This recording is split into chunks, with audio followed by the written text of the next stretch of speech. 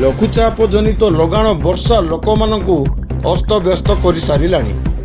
କୋରାପୁଟ ଜିଲ୍ଲା ଜୟପୁର ଲଗାଣ ବର୍ଷାରେ କେଉଁଠି ଘର ଭାଙ୍ଗି ଯାଇଛି ତ ପୁଣି ଅନ୍ୟ କେଉଁଠି ଘରେ ପାଣି ପଶିଗଲାଣି। ଏହିପରି ଏକ ଦୃଶ୍ୟ ଦେଖିବାକୁ ମିଳିଛି ଜୟପୁର ବ୍ଲକ ଅନ୍ତର୍ଗତ ଗଡ଼ପଦର ଗ୍ରାମ ପଞ୍ଚାୟତଠାରେ। ଗଡ଼ପଦର ଗ୍ରାମର ହରିଜନ ସାହି ଓ ମାଳି ସାହିର ଉର୍ଦ୍ଧବ ମାଛଙ୍କ ଘର ଓ ପଦ୍ମା ସାନ୍ତ ନାମକ ଦୁଇଟି ପରିବାରର ଘର ଲଗାଣ ବର୍ଷାରେ ଭୁଶୁଡ଼ି ଭାଙ୍ଗି ଯାଇଛି। କ୍ଷତିଗ୍ରସ୍ତ ପରିବାର ଲୋକଙ୍କୁ ପ୍ରଶାସନ ପକ୍ଷରୁ ପଲିଥିନ୍ ପ୍ରଦାନ କରାଯାଇଛି। ଅତି ଦୁଃଖର ବିଷୟ, ପରିବାର ଅତି ଦୟନୀୟ ଅବସ୍ଥାରେ ରହୁଛନ୍ତି। ଦୁଇ ପରିବାରଙ୍କ ଘର ଅବସ୍ଥା ଅତି ଶୋଚନୀୟ ଥିଲା। ମାଟି କାନ୍ଥ ଉପରେ ଭଙ୍ଗା ଟିଣଟିଏ ପକାଇ ରହୁଥିଲେ। ସାମାନ୍ୟ ବର୍ଷା ହେଲେ ଘରେ ପାଣି ଗଳୁଥିଲା।